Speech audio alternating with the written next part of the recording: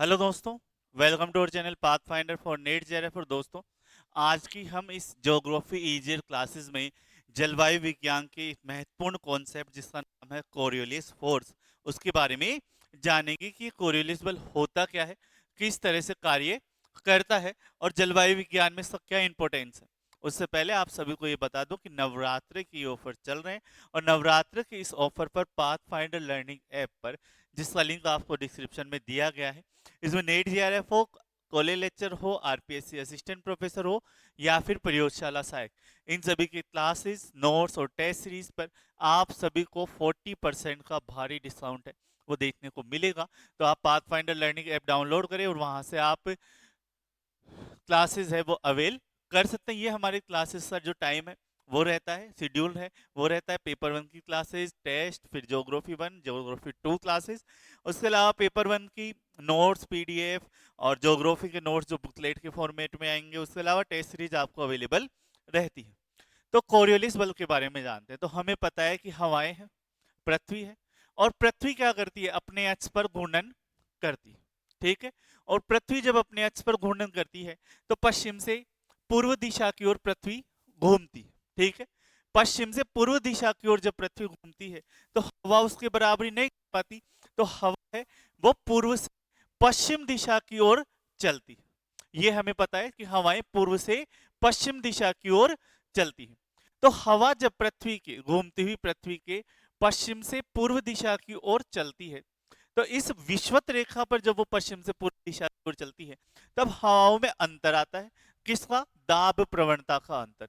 और दाब प्रवणता के अंतर की वजह से वो हवाएं क्या है, उत्तरी गोलार्ध और दक्षिणी गोलार्ध में जाती है, ऐसा हम मान लेते हैं। सही है ना।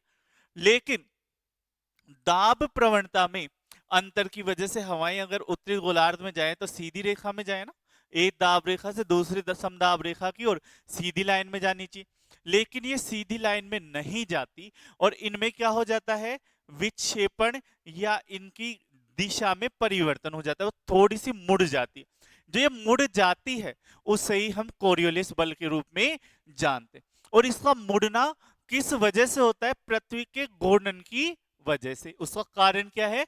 पृथ्वी का घूर्णन।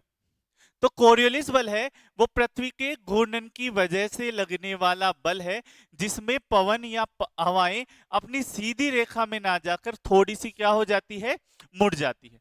अब ये उत्तरी गोलार्ध में किस दिशा में मुड़ती है और दक्षिणी गोलार्ध में किस दिशा में मुड़ती है, ये बात फेरल ने बताई थी। लेकिन मुड़ती है ये बात कोरियोलिस ने बताई। और इस मुड़ने वाले बल को हम कोरियोलिस बल के नाम से जानते हैं। तो और ये किस वजह से लगता है? घूर्णन की वजह से। अगर आज पृथ्वी का घूर्णन बंद हो जाए तो कोरियोलिस बल भी क्या हो जाएगा? समाप्त। यानी एक तरह से ये आभासी बल है जो कि घूर्णन की वजह से लगता है। ठीक है। तो ये हम देखते हैं कि पृथ्वी के अपने अक्ष पर पश्चिम से पूर्व दिशा की घूमती है। इस घूर्णन से विक्षेपण बल उत्पन्न होता है जो कि लंबवत कार्य करता है पवन के वेग के, है ना।